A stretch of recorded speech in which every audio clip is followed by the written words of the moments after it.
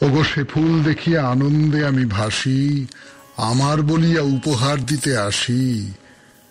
তুমি নিজ হাতে তারে তুলে লও স্নেহে হাসি, দয়া করে প্রভু রাখো মোর অভিমান। তারপরে যদি পূজার বেলার শেষে এ গান ঝরিয়া ধরার ধুলায় মেশে, তবে ক্ষতি কিছু নাই। তব করতল পুটে অজস্র ধন কত লুটে কত টুটে, তারা আমার জীবনে ক্ষণকাল তরে ফুটে, চিরকাল তরে সার্থক করে প্রাণ। শুনলেন গীতাঞ্জলির কবিতা। এরপর বিশুদ্ধ সিদ্ধান্ত মতে আজকের দিনটার কথা বলবো আপনাদের সৌমিত্র বসু 92.7 বিগ এফএম এ শরণাগত অনুষ্ঠানে। আজকে রবিবারের শরণাগত 5ই ভাদ্র 1428, ইংরেজির 22শে আগস্ট 2021, তিথি শ্রাবণ শুক্লপক্ষ পূর্ণিমা, নক্ষত্র ধনিষ্ঠা, সূর্যোদয়ের সময় ভোর 5:19 হয়ে 34 সেকেন্ড, সূর্য অস্ত যাবার সময় বিকেল 5:59 হয়ে 36 সেকেন্ড। আজকে জন্মে মকর রাশি, বৈশ্য বর্ণ, মতান্তরে শূদ্র বর্ণ দেবারিগণ। দিনের বেলা 7:57 গতে কুম্ভ রাশি, শূদ্র বর্ণ, মতান্তরে বৈশ্য বর্ণ। সদ্গুরু পরমহংস পরিব্রাজকাচার্য শ্রী শ্রী 108 স্বামী নিগমানন্দ সরস্বতী দেবের আবির্ভাব তিথি আজকে। মহাবতার শ্রী শ্রী বিজয় কৃষ্ণ গোস্বামী প্রভুর আবির্ভাব তিথি। আজ শ্রী শ্রী কৃষ্ণের ঝুলন যাত্রা সমাপন হল। শ্রী শ্রী তারকেশ্বর ধামে শ্রাবণী মেলা ও উৎসবেরও সমাপ্তি হল আজকে। 1602 খ্রিস্টাব্দে আজকের তারিখে মুঘল যুগের শ্রেষ্ঠ ঐতিহাসিক এবং সম্রাট আকবরের মন্ত্রী আবুল ফজল নিহত হন। 1911 খ্রিস্টাব্দে আজকের তারিখে রবীন্দ্রসঙ্গীতের বিশিষ্ট রূপকার দেবব্রত বিশ্বাস জন্ম হয়েছিল তার। 1818 খ্রিস্টাব্দে আজকের তারিখে ওয়ারেন হেস্টিংস দেহত্যাগ করেন। 1915 খ্রিস্টাব্দে আজকের তারিখে জন্মগ্রহণ করেন প্রখ্যাত নট নির্দেশক সৌম্য মিত্র। আমাদের হোয়াটসঅ্যাপে চিঠি পাঠাবার নাম্বার 9831922927। চিঠির গোড়ায় অতি অবশ্যই SG লিখতে হবে। আর আমাদের যে ফেসবুকটি আছে তার নাম শরণাগত সৌমিত্র, SHARANAGATA শরণাগত, SOUMITRA সৌমিত্র। আপনারা সকলেই জানেন যে এই শরণাগত সৌমিত্র পাতায় প্রত্যেক সোম, বুধ এবং শুক্রবার রাত 9:30টার সময় আপনাদের সৌমিত্র বসু উপস্থিত থাকে আপনাদের সঙ্গে কথা বলবার জন্যে, সোজা কথায় আড্ডা মারবার জন্যে। আপনারা যারা এখনো পর্যন্ত এসে ওঠেননি তাদের সবাইকে স্বাগত। এবার একটু গান শুনবো। গানের পর আপনারা সবাই জানেন রবিবারের শরণাগত কেমন হয়। আপনাদের লেখা চিঠি পড়ি আমি। আপনারা নানান বিষয় নিয়ে চিঠি লেখেন। কখনো কখনো বিষয় ঠিক করে দেওয়া হয়, কখনো ঠিক করে দেওয়া হয় না। যেমন আজকে কোনো বিষয় ঠিক করে দেওয়া হয়নি। আপনারা আপনাদের মতন করে যে চিঠিগুলো লিখেছেন আগের কোনো বিষয় সম্পর্কে, সেগুলো একটু পড়বো, তাই নিয়ে একটা দুটো কথা বলবো। এই নিয়ে জমজমাট হয়ে উঠবে রবিবারের সকালটা। গানের পরে আমাদের প্রথম চিঠি লিখেছেন ক্ষিতীশ চট্টোপাধ্যায় দত্তবাগান থেকে। ক্ষিতীশ চট্টোপাধ্যায় লিখেছেন বিধানচন্দ্র রায় সম্পর্কে।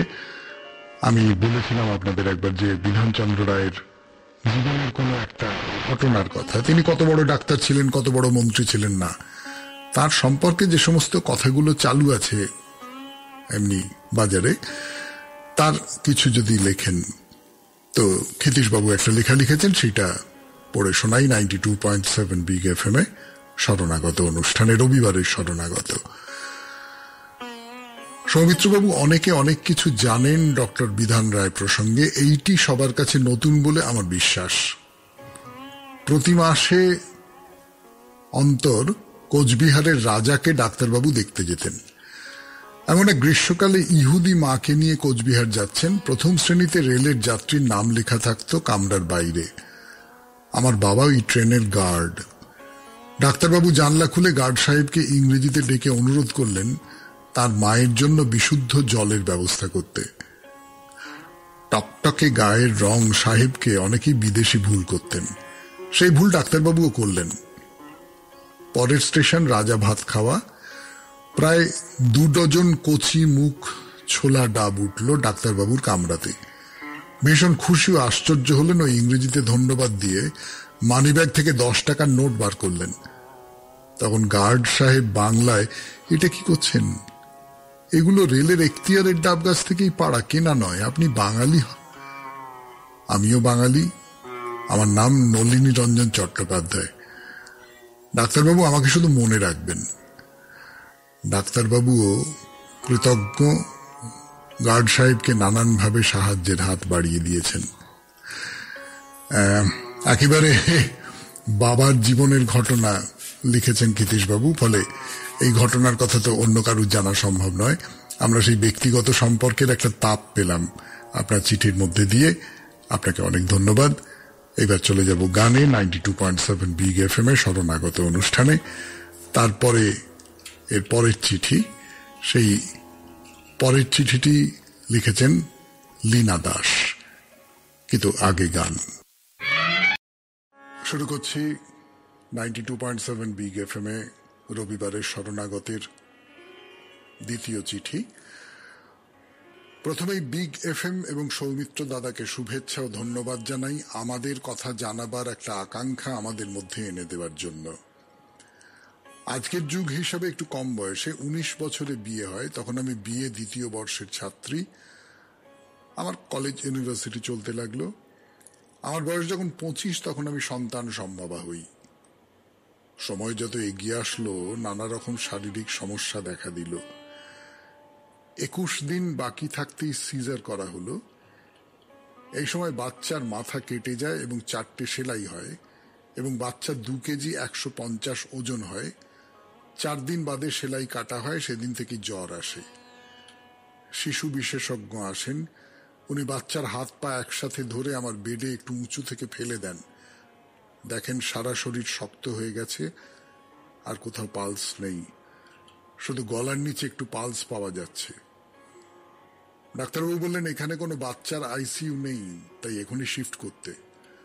উনি একজন নার্স, আমার স্বামীও বাচ্চা নিয়ে নিজে ড্রাইভ করে ওর হসপিটালে নিয়ে যান। শুরু হয় জীবন মরণ লড়াই। জানা গেল পায়োজেনিক মেনিনজাইটিস হয়েছে, যা 10 লাখে একজনের হয়। কি অসম্ভব যন্ত্রণার মধ্যে সেই সময় পার করেছি, ভাবিনি ছেলে ফিরে পাব। 18 দিন স্যালাইন চলে, সারাদিন 4টি বিদেশি ইঞ্জেকশন চলত। 1988 সালে যার দাম ছিল 5,000 থেকে 10,000 টাকার মতো। আমার স্বামী সারাদিন হসপিটালে থাকতেন, আমি এক নার্সিংহোম, বাচ্চা অন্য জায়গায়। সবাই বাচ্চা করলে বাড়ি ফেরে, আমি খালি হাতে বাড়ি ফিরলাম। সেটা যে কি যন্ত্রণার, আজও সেই অনুভূতি আমার মনে সজীব। 21 দিনের পর লড়াই শেষে ছেলে নিয়ে বাড়ি ফিরতে পারি। আজ এত বছর পরেও শরণাগততে চিঠি লিখতে বসে দেখলাম সেই সময় সব লড়াই এখনো সজীব। দাদা, চিঠিটা অনেক বড় হয়ে গেল, আপনি আপনার সুবিধে মতো ছোট করে নেবেন। নমস্কার জানিয়ে শেষ করলাম। ইতি লীনা দাস, মহেন্দ্র বিশ্বাস লেন, ফুলবাগান। চিঠিটা বড় হলো নাকি? আমি এবং আমার ধারণা শ্রোতারাও তন্ময় হয়ে শুনছিলেন লড়াইয়ের গল্প। আপনার সন্তান ভালো থাকুক, আপনি ভালো থাকুন। 92.7 বিগ এফএম এর শরণাগত অনুষ্ঠানে গানের পর যে পরের চিঠি, সেই পরের চিঠিটি লিখেছেন সৌমিত্র চট্টোপাধ্যায়। সৌমিত্র চট্টোপাধ্যায় লিখেছেন ছেলেবেলার স্বাধীনতা দিবস নিয়ে চিঠি। 92.7 বিগ এফএম এ শুনছেন শরণাগত। বরাবর 15ই আগস্ট আমাদের বাড়ি জাতীয় পতাকা উত্তোলন হয়। বাবা বলতেন সেই স্বাধীনতার দিন উনি সারাদিন জাতীয় পতাকা কাঁধে নিয়ে পথে পথে ছুটেছিলেন। কত লোক দলে দলে বন্দে মাতারাম জয়ধ্বনিতে চারদিক মুখরিত করে পাগলের মতো কাঁদছে, হাসছে, ধুলোয় গড়াগড়ি দিয়ে চুম্বন করছে। মা বলতেন কত বিপ্লবীদের কথা। এভাবে বাবা মার সান্নিধ্যে যে দেশকে ভাবতুম ছেলেবেলা থেকে। স্বাধীনতা দিবসের দিন সকালে বাড়ির সামনে পতাকা দণ্ড বসাতেন বাবা। আমরা ভাই বোনেরা বাগানের টগর, রঙ্গন, গোলাপ ফুল সাজি ভরে তুলে পতাকা দণ্ডটাকে সাজাতাম। বহু পুরনো কলের গানে দম দিয়ে বাজত বড় কালো রেকর্ডে বন্দে মাতারম, জাতীয় সঙ্গীত আর সব দেশাত্মবোধক গান। ভাই বোনেরা সামনে সারি বেঁধে দাঁড়াতুম সেজে গুজে। বাবা পাট ভাঙা ধুতি পাঞ্জাবি পরে পতাকা তুলতেন। মা, জেঠু, জেঠিমা এসে দাঁড়াতেন সুন্দর সাজে। বাবা জাতীয় স্লোগান দিতেন, আমরা গলা মেলাতাম। অবাক হয়ে দেখতাম মার চোখে জল। বলতেন স্বাধীনতার সৈনিকদের স্মরণ করে চোখে জল আসে। শুনে আমার চোখও ঝাপসা ঠেকত। ধূপধুনোর সুবাসে, সঙ্গীতে সে জমাটি পরিবেশ। সামনের গলিপথে পথচারীরা দাঁড়িয়ে দেখত এক মনে উৎসাহী। সকালে লুচি তরকারি মিষ্টি, সন্ধে সিঙাড়া জিলিপির আনন্দ ভোজ। পরে আমি একটু বড় হয়ে বীর শহীদদের ছবি রং তুলিতে এঁকে টাঙাতুম। শহীদ বেদি তৈরি করে কাগজের পতাকায় জমকালো করতুম মণ্ডপ। পরে আমার হাতে চলে এলো পতাকা তোলার দায়িত্ব। আজও ধারাবাহিকভাবে মহা সমারোহে চলেছে পতাকা উত্তোলন, সেই প্রথম স্বাধীনতা দিবস থেকে সংঘবদ্ধভাবে। কলের গানটি আজও বাজে। সেই লুচি তরকারি মিষ্টির জমাটি জলযোগ আজও চলেছে। সন্ধেবেলার সিঙাড়া জিলিপির ভোজ ঠিক আছে। বাবারা কেউ নেই, তবে পতাকা তুলতে গিয়ে মনে হয় ওরা সবাই পিছনে দাঁড়িয়ে আজও উৎসাহ দিয়ে যাচ্ছেন। বারুইপুর থেকে সৌমিত্র চট্টোপাধ্যায়। হ্যাঁ, এই যে শেষের লাইনটা লিখেছেন আপনি, ওরাও সবাই পেছনে দাঁড়িয়ে উৎসাহ দিয়ে যাচ্ছেন। এইরকম করেই একটা প্রজন্ম থেকে আর একটা প্রজন্ম, তারপরে আর একটা প্রজন্মে মহৎ যা কোনো আদর্শ যা কিছু, সেই সমস্ত সঞ্চারিত হতে হতে যায়। পরের চিঠি, সেখানে যাবার আগে গান শুনব। চিঠিটি লিখেছেন ডক্টর কেশব সিংহ রায়, চন্দননগর থেকে। 7 বিগ এফএম এ শরণাগত অনুষ্ঠানে এবারের চিঠি লিখেছেন ডক্টর কেশব সিংহ রায়, চন্দননগর থেকে। সুপ্রভাত সৌমিত্রবাবু।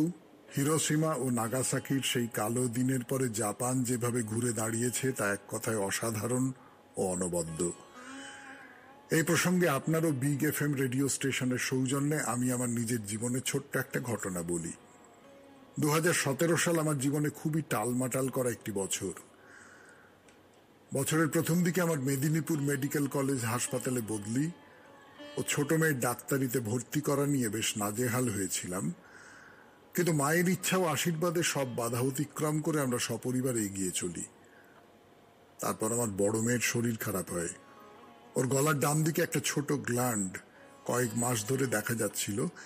এনআরএস মেডিকেল কলেজ হাসপাতালে সেটা পরীক্ষা করে দেখা যায় ও একটা কঠিন রোগে আক্রান্ত হয়েছে। রিপোর্টের খবরটা প্রথম শোনার পর আমার পায়ের নিচের মাটি কিছুক্ষণ কেঁপে উঠল। 10 মিনিট পর নিজের মনকে শক্ত করে ঘুরে দাঁড়ালাম। আমার 2 সার্জন বন্ধুর সঙ্গে যোগাযোগ করলাম তৎক্ষণাৎ।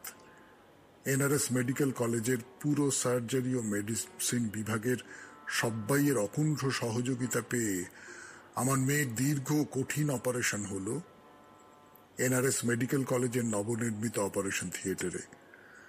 আমার সার্জন বন্ধুরা অত্যন্ত নিপুণতার সাথে এই অপারেশন করে। অপারেশনের দিন আমার আত্মীয় স্বজন ও বন্ধুদের উপস্থিতি আমারও আমার মেয়ের মনের জোর অনেকাংশে বাড়িয়ে দিয়েছিল।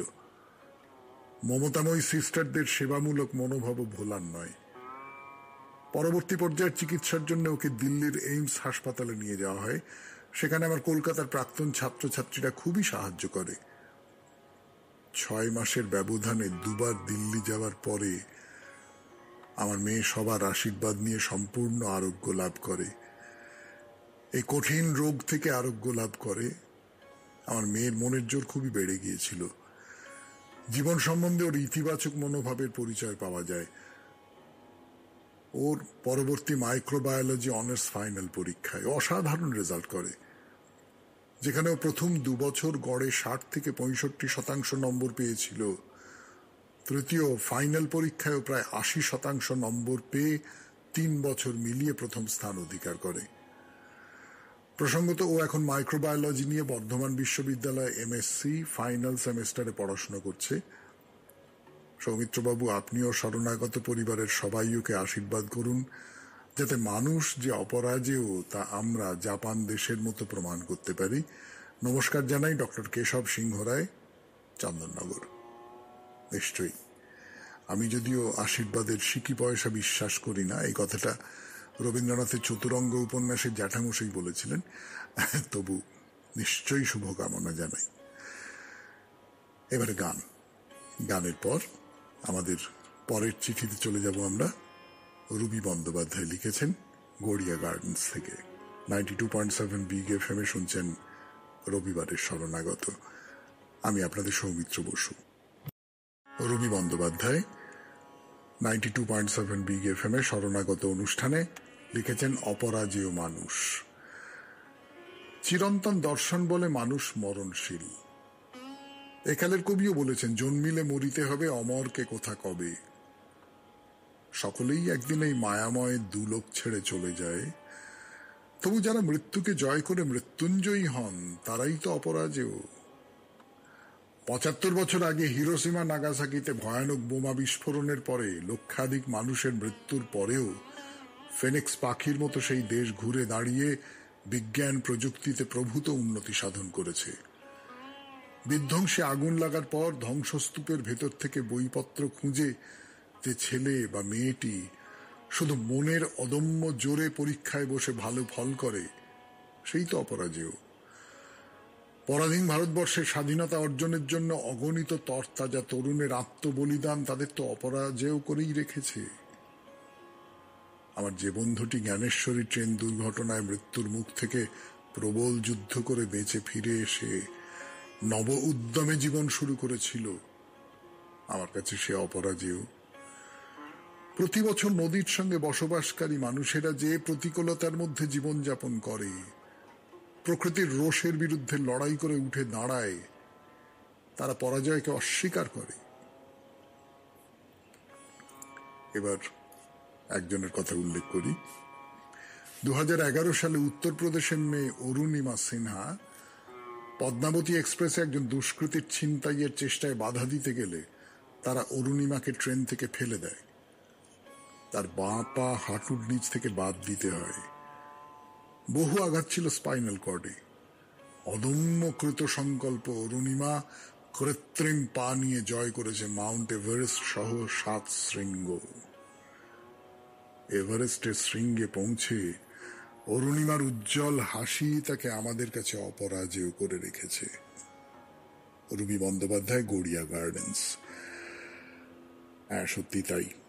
আপনি অনেকগুলো উদাহরণ দিলেন রবি দেবী, অনেকগুলো উদাহরণ, অনেক জায়গা থেকে, অনেক ক্ষেত্র থেকে উদাহরণ। আর শেষ যে উদাহরণটা দিলেন তার থেকে বুঝতে পারা যায় কোনো শারীরিক বাধাই মানুষকে দমিয়ে রাখতে পারে না। সে যদি তার ভেতরে যদি ওই প্রাণটা থাকে, তাহলে সে ছিটকে বেরোবেই। পরের চিঠিতে যাব। পরের চিঠিটি লিখেছেন শ্রীমতী রীতা দে, বিরাডিঙ্গি, হাওড়া থেকে। সেই চিঠিতে যাবার আগে একটু গান শুনে নেব। শুনছেন রবিবারের শরণাগত 92.7 বিগ এফএম এ। আমি আপনাদের সৌমিত্র বসু। শুরু করছি চিঠি, নতুন চিঠি 92.7 বিগ এফএম এ শরণাগত অনুষ্ঠানে। সুপ্রভাত দাদা, প্রণাম নেবেন। আপনার এবারের বিষয় অপরাজেয়। যার বিষয় নিয়ে লিখতে বসেছি সে আমার স্নেহের একমাত্র কন্যা সন্তান, যার জীবনটাকে বিপদ সাগরে আমরাই ফেলেছিলাম। গত 2019 জুন মাসে সুপাত্র ভেবে এক কুলাঙ্গারের হাতে তুলে দিয়েছিলাম। কিন্তু মাত্র 4 মাসে তার বদ চরিত্র ও তার মা মাসির অত্যাচারে সেই সংসার থেকে তাকে ফিরিয়ে আনতে বাধ্য হয়েছিলাম। তখন থেকে যে ঝড় আমার কন্যার উপর বয়ে চলেছে এক কথায় বর্ণনা করা যায় না। তার জীবনটা একেবারে তছনছ হয়ে গিয়েছে। ঈশ্বরের আশীর্বাদে সে আবার মাথা তুলেছে এবং আগে যে ইঞ্জিনিয়ারিং ফার্মে চাকরি করত সেখানে আবার জয়েন করেছে। ধীরে ধীরে নিজের ছন্দে ফেরার চেষ্টা করছে। এই ফেরাটাকে আমরা অত্যন্ত সম্মানের সাথে গ্রহণ করেছি। এই ঘটনা আমার চোখে তাকে অপরাজেয় করে তুলেছে। দাদা আমার প্রণাম নেবেন আর আমার কন্যাটিকে নিজের সন্তান সম ভেবে আশীর্বাদ করবেন। সে বাকি জীবন এইরকম মাথা উঁচু করে সুখে ও শান্তিতে কাটাতে পারে। অনন্ত প্রণাম ও ভালোবাসা নেবেন, শ্রীমতী রীতা দে। হ্যাঁ, আসলে একেবারেই একটা অচেনা মানুষ, অচেনা পরিবার, তার সঙ্গে হয়তো খুব সামান্যই আলাপ। সেই আলাপ দিয়ে সেই মানুষটিকে বা সেই পরিবারকে খুব ভালো করে তো বুঝতে পারা যায় না। আর বুঝতে না পারার ফলে মানুষ অনেক ভুল করে ফেলে, তার জন্য কষ্টও পেতে হয়। এটা আপনি বললেন, এরকম অভিজ্ঞতা তো আমাদের সকলেরই আছে, আমাদের পরিবারেও কি নেই? কিন্তু সাধারণত যেটা হয় সেটা হচ্ছে মেয়েরা মেনে নেয়। যত রকম অত্যাচার হয় না হয় সমস্তটাই মেনে নেয়। আপনার মেয়ে যে মেনে নেয়নি, সে যে বাইরে বেরিয়ে এসেছে এবং নিজের মতন করে নিজে দাঁড়াতে পেরেছে, তার জন্য তাকে অজস্র অভিনন্দন। এরপর গানের পর পরের চিঠি খুব অন্যরকম চিঠি। মধুমিতা ভট্টাচার্য লিখেছেন বালি, বাদামতলা থেকে। ফিরে এলাম গানের পর।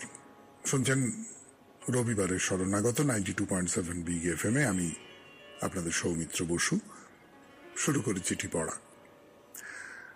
মানুষ অপরাজেয়। পিতা, আমাকে দেখার কি একটু অবসর মিলবে? মিলবে বই কি পাঞ্চালি। তোমার জন্য তো এই ব্যবস্থা মা।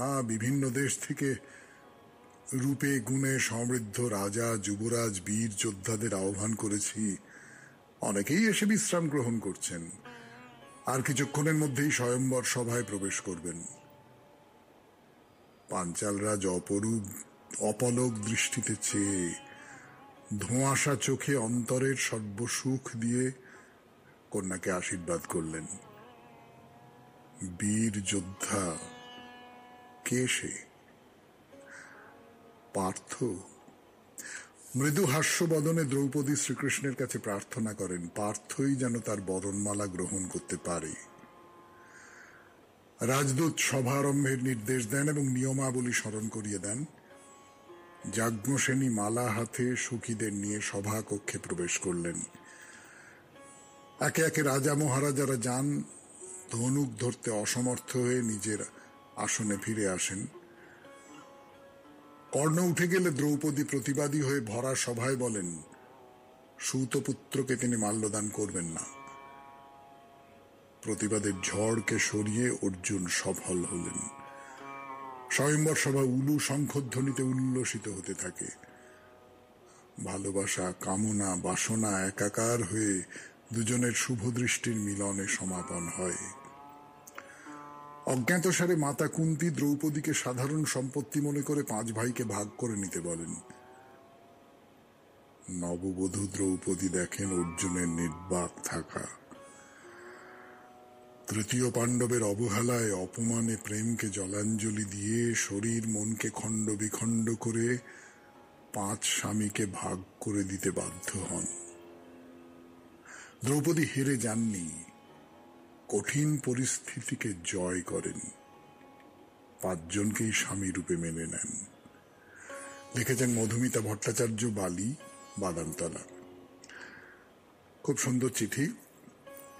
মানে মহাভারতের গল্পটাকেই আপনি নিজের মতন করে সাজিয়েছেন এবং মহাভারতকে নিয়ে তো নানান গল্প, নানান কাহিনী, নানান কাব্য রচিত হয়েই চলেছে। দ্রৌপদীকে নিয়ে লেখা এই ছোট্ট কাহিনীটি হয়তো একরকম করে আমাদের সেই বিখ্যাত নাটক নাথবতী অনাথবতের কথা মনে পড়িয়ে দেবে। আপনাকে অনেক ধন্যবাদ। পরের চিঠিতে যাবার আগে গান শোনাবো আপনাদের, এবং তারপরে শোনাবো শ্রাবণী ভট্টাচার্য তার লেখা একটি চিঠি। 92.7 বিগ FM এ শুনছেন রবিবারের শরণাগত। আমি আপনাদের সৌমিত্র বসু। রাজ্যের চিঠি পড়ব 92.7 বিগ FM এ শরণাগত অনুষ্ঠানে, রবিবারের শরণাগত। আমার গুরু। সুপ্রভাত মাস্টারমশাই। চিঠির প্রথমেই আপনি আমার প্রণাম নেবেন। আমার জীবনে গুরুর সংখ্যা অনেক। ছোটবেলায় পড়া সুনির্মল বসুর কবিতা সবার আমি ছাত্র থেকে শিখেছিলাম। আকাশ আমায় শিক্ষা দিল উদার হতে ভাইরে, কর্মী হবার মন্ত্র আমি বায়ুর কাছে পাইরে। এই কবিতাটি পুরো মুখস্থ এখনো আমার। মনে পড়ে চতুর্থ শ্রেণীতে পড়ার সময় বিনা দিদিমণি শিখিয়েছিলেন কি করে বইয়ের পাতা উল্টাতে হয়। কল্যাণী দিদিমণি হাতের লেখা সুন্দর করতে শিখিয়েছিলেন। আমি শিখি, শত্রুমিত্র সবার কাছেই। প্রত্যেককে আমরা গুরু বলে না মানলেও সকলের কাছেই আমরা শিখি। পিঁপড়ে মুখে করে যখন খাবার নিয়ে যায় তখন তাদের সারিবদ্ধভাবে আসা যাওয়ার সময় তারা কখনো লাইন ভেঙে একজন আরেকজনকে টপকে যায় না। আজকের গুরু পূর্ণিমার দিন আমি আমার জীবনের বর্তমান গুরু আমার মাস্টার মহাশয়কে জানাই অন্তরের সশ্রদ্ধ প্রণাম। আমার দীক্ষা হয়েছিল আমার বাবার কাছে, তাই বাবা মাকে আমার প্রণাম জানাই। এছাড়া আমার গুরুজনদের প্রণাম জানিয়ে আজকের মতো এখানে শেষ করছি। Srabani Bhattacharya, college street, Kolkata. হ্যাঁ, ঠিকই বলেছেন। গুরু একজন গুরু হন, একজন গুরু থাকেন, কিন্তু গোটা পৃথিবী অনবরত আমাদের কাছে বার্তা পাঠাচ্ছে এবং সেই বার্তাগুলোকে অনবরতই গ্রহণ করবার মতন করে আমাদের মন তৈরি, আমাদের ইন্দ্রিয় তৈরি। কিন্তু আমরা সবসময় সব বার্তা শুনি না, তাই না? শেষ যে চিঠিটি, সেই চিঠিটি লিখেছেন বালি, হাওড়া থেকে চৈতালি বাগচি। চিঠিটাকে বলতে পারি আমাদের আজকের এই যে রবিবারের শরণাগত অনুষ্ঠানের উপসংহার। রবিবারের শরণাগত কেন এই রকম আপনাদের চিঠি পড়া দিয়েই মনে হয় এখানে খুব চমৎকারভাবে সেই কথাগুলো বলা হয়েছে। শুনুন, শুরু করছি চিঠি পড়া। শেষ চিঠি 92.7 বিগ FM এ শরণাগত অনুষ্ঠানে, রবিবারের শরণাগত। শ্রদ্ধেয় সৌমিত্রবাবু, জানি না এই চিঠি পাঠের যোগ্য হবে কিনা, কিন্তু আজ মনের ভিতরের পুলকের রংটা আপনাকে না ছোঁয়ালে অন্যায় হবে। আপনার চিঠির বিষয়বস্তুতে বেরিয়ে আসছে এমন এক স্রোত যাকে বোধহয় ওয়ার্ডসওয়ার্থ বলেছিলেন spontaneous overflow of powerful feelings. আপনি প্রতিদিন প্রভাতী পাখির সুরে অসংখ্য মানুষের মনের কোণে জমে থাকা বরফগুলোকে যেভাবে গলিয়ে দেন, তাতে অনেক মানুষ নিশ্চয় নবজন্ম লাভ করে। স্মৃতি সততই সুখের, কিন্তু সেই স্মৃতিচারণ যখন আবেগঘন কণ্ঠে যথার্থ অনুভূতির স্পন্দনে উচ্চারিত হয়, তখন মনে হয় ভূধর হইতে ভূধরে লুটিব, না জানি কেন রে এতদিন পরে জাগিয়া উঠিছে প্রাণ। আজ 29শে জুলাই আপনি যখন আমার লেখা রথের চিঠিটি পাঠ করেন, তখন প্রাকৃতিক দুর্যোগের কারণে শুনতে পাইনি, কিন্তু পরে যখন রেকর্ডটি শুনলাম তখন সারা বাড়ি নেচে বেড়ালাম। স্বামীকে শোনালাম, ছেলেকে শোনালাম। ছেলে বলল, সারাদিন তো দেখি কাজ করো, তার মধ্যে কখনো সব করো? কি করে বোঝাই? সারাদিন সংসার ঠেলতে ঠেলতে জীবনটা তো 16 আনাই মাটি। এই এক চিলতে আগুন তো জীবনের জীবন কাঠি। আপনাকে এই আনন্দের ভাগ দেব না বলুন তো? চারিদিক জলে ভাসছে আর আমি ভাসছি আনন্দের সাগরে। প্রণাম নেবেন, ভালো থাকবেন। ধন্যবাদ। ইতি চৈতালি বাগচি, বালি, হাওড়া। এই চিঠিটা শেষে দিলাম তার কারণ রবিবারের শরণাগতের পেছনের উদ্দেশ্যটা এই চিঠিতে একদম পরিষ্কার করে বলা হয়েছে। মানে আমি ধরা পড়ে গেছি আর কি এই চৈতালি দেবীর কাছে, যে আপনারা কিছু বলুন, আপনাদের ভেতরে অনেক নানান রকমের প্রতিভা ঘুমিয়ে আছে। সেই ঘুমন্ত প্রতিভাকে আমি একটু জাগিয়ে তুলতে চেয়েছি এবং পেরেছি। এটা আমি খুব অহংকার করে বলবো, এইখানটা আর কোনো লজ্জা টজ্জা করবো না। সত্যি সত্যি পেরেছি। কি অসাধারণ সব চিঠিপত্র আসছে আমাদের এই দপ্তরে, ভাবা যায় না। তাহলে আজকে এই পর্যন্ত। আজকের মতো শরণাগত শেষ হলো। রবিবারের শরণাগত 92.7 বিগ FM এ। যাবার আগে বলি, আমাদের হোয়াটসঅ্যাপে চিঠি পাঠাবার নাম্বার 9831922927। চিঠির গোড়ায় অতি অবশ্যই SG লিখবেন। আর